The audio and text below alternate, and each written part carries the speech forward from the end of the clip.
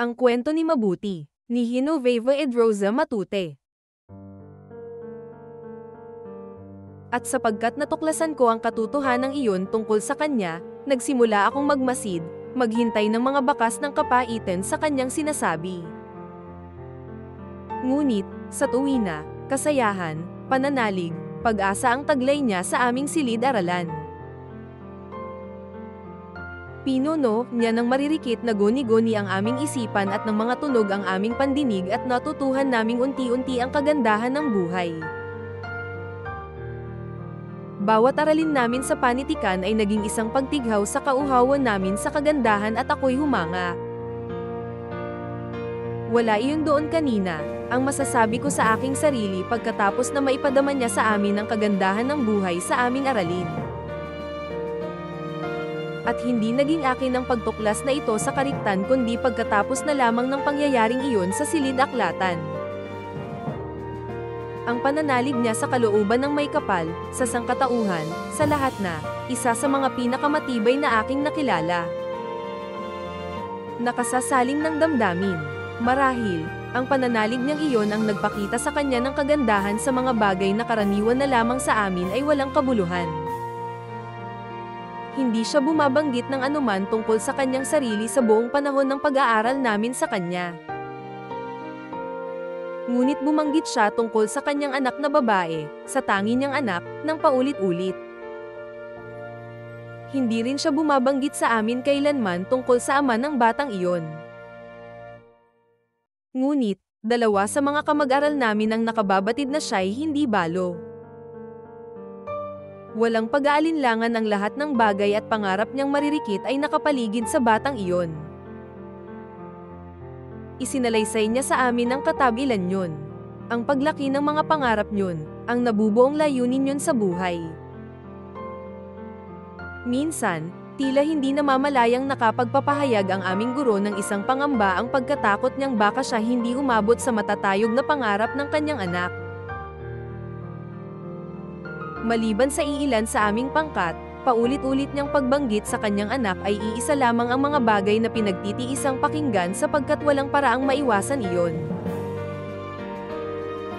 Sa akin, ang bawat pagbanggit na iyon ay nagkakaroon ng kahulugan sapagkat noon pa may nabubuo na sa aking isipan ang isang hinala. Sa kanyang magandang salaysay, ay nalalaman ang tungkol sa kaarawan ng kanyang anak, ang bagong kasuotan niyong may malaking lasong pula sa baywang, ang mga kaibigan niyong mga bata rin, ang kanilang mga handog. Ang anak niya ay 6 na taong gulang na. Sa susunod na taon niya ay magsisimula na iyong mag-aral. At ibig ng guro naming maging manggagamot ang kanyang anak at isang mabuting manggagamot.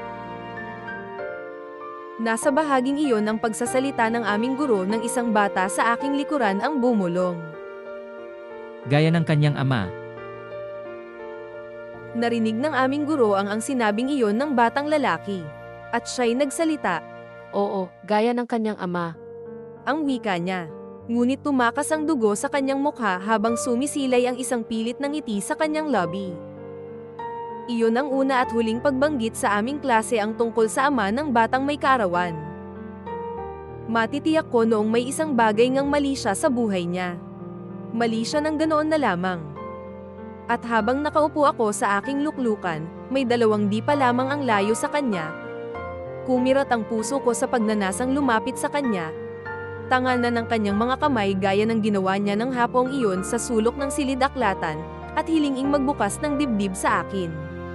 Marahil, makagagaan sa kanyang damdamin kung may mapagtatapatan siyang isang tao man lamang.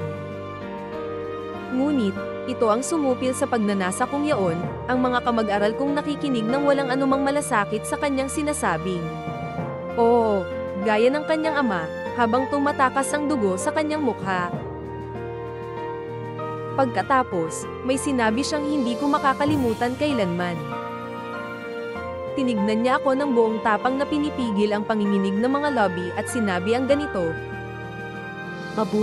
Mabuti gaya ng sasabihin nitong Faith. Iyon lamang nakararanas ng mga lihim na kalungkutan ang maaaring makakilala ng mga lihim na kaligayahan.